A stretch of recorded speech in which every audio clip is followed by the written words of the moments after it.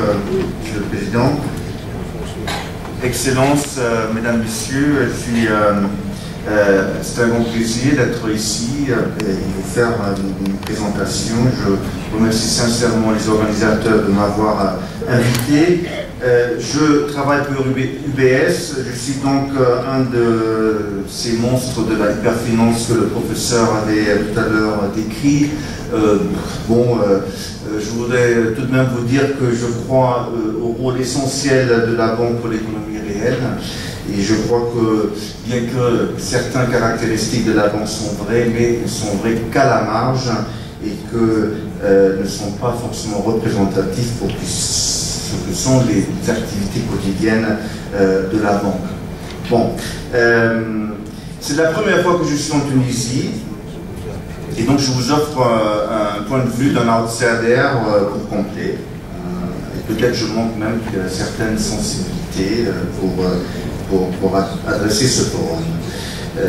Je voudrais donc vous faire quelques réflexions. Le président l'avait déjà dit sur ce qui a été l'expérience dans un pays latino-américain, le Chili. Mais ce serait tout bref, vu le cadre de cette conférence.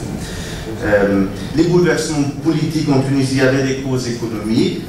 Il est clair que les conditions économiques doivent changer. Mais combien et comment un tel changement peut-il produire comme changement, ce n'est pas tout à fait clair. Je crois que la Tunisie offre un point de départ relativement favorable. Il s'agit donc aussi de peut-être bâtir sur ses acquis. En Tunisie, c'est surtout la stabilité macroéconomique, c'est l'épargne nationale et c'est l'ouverture. Ce sont deux commentaires que je voudrais vous faire. Premièrement, je vous invite donc de regarder vers l'ouest, vers l'Amérique latine, surtout le Chili. En février 1990, j'ai commencé à travailler pour la Commission économique des Nations Unies pour l'Amérique latine, la CEPAL, à son siège à Santiago. Le grand projet de l'époque de la CEPAL, c'était de réévaluer l'expérience de la croissance économique en Amérique latine, surtout après la crise de la dette. La CEPAL, à l'époque, avait fait le point que la qualité de la croissance n'était pas bonne en Amérique latine. Donc, il faut beaucoup plus d'équité dans sa croissance. C'est peut-être, je crois, le contexte dans lequel on adresse les problèmes économiques aussi aujourd'hui en Tunisie. En même temps, le Chili, en mars 1990, est passé à la démocratie après 17 ans de dictature militaire d'Augusto Pinochet.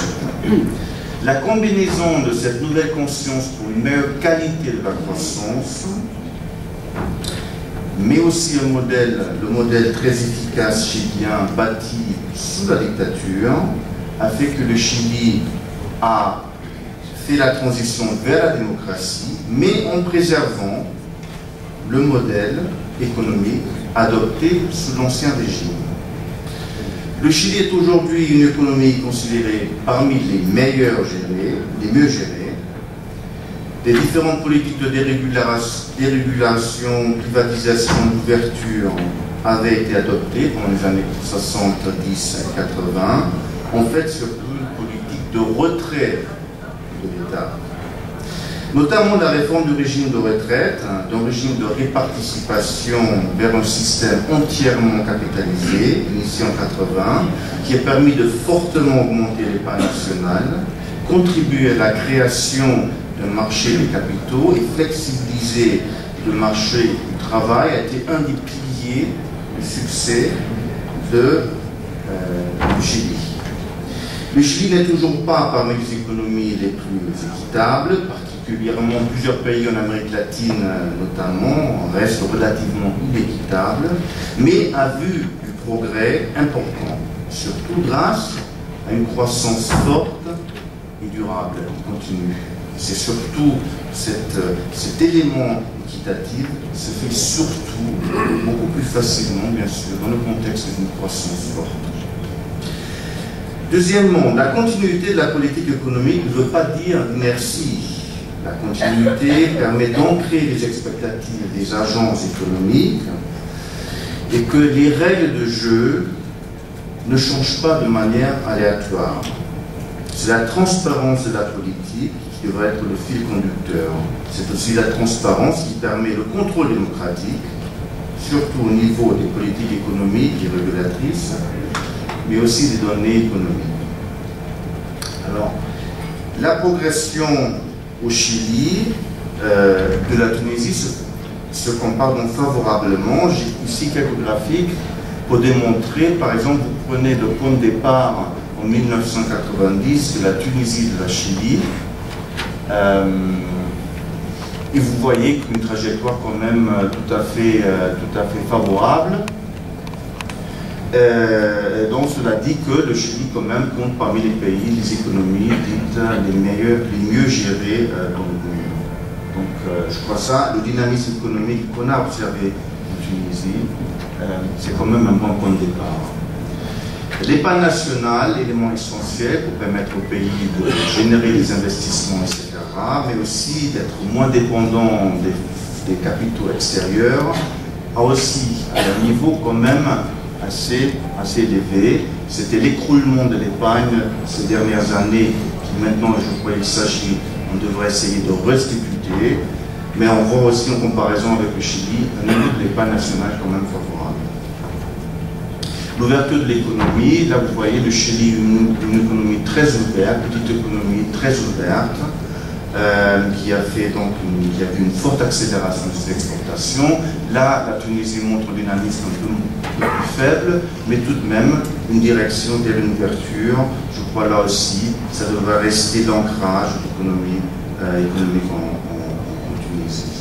Et dernièrement, les dépenses politiques, on parle beaucoup de l'État. On voit au Chili donc un État qui a été beaucoup moindre. On voit que les dépenses de l'État sont beaucoup plus réduites de ce qui sont les dépenses de l'État de la Tunisie. Je crois que les dépenses de l'État, donc l'efficacité de l'État, c'est une question, il n'existe pas une taille optimale de ce qui devrait être les dépenses de l'État en proportion de l'économie, mais il est clair qu'il y a différents modèles et que beaucoup de dépenses de l'État ne veut pas dire forcément beaucoup de croissance et beaucoup d'efficacité de l'économie. Alors, en conclusion, en fait, le défi en Tunisie est immense, sans doute, et les expectatives sont encore plus grandes. Pour les entreprises, un cadre d'engagement transparent est une condition importante, mais en fait, de même pour tous citoyens. À cet égard, le rôle de l'État est clair, mais ne veut pas dire que l'État lui-même doit être un acteur économique. Je crois que la notion moins d'État, mieux d'État s'impose, mais elle est surtout fonction de la capacité, l'efficacité de l'État même. L'ancrage de la politique macroéconomique doit se faire dans le moyen terme, avec des objectifs bien définis, accompagnés du renforcement des institutions clés, et notamment, par exemple, l'indépendance de la Banque centrale et de l'Institut national de la statistique. Dans le cas de la Tunisie, la continuité de la politique économique et pas la rupture paraît la meilleure condition pour établir un modèle de croissance avec équité. Je vous remercie.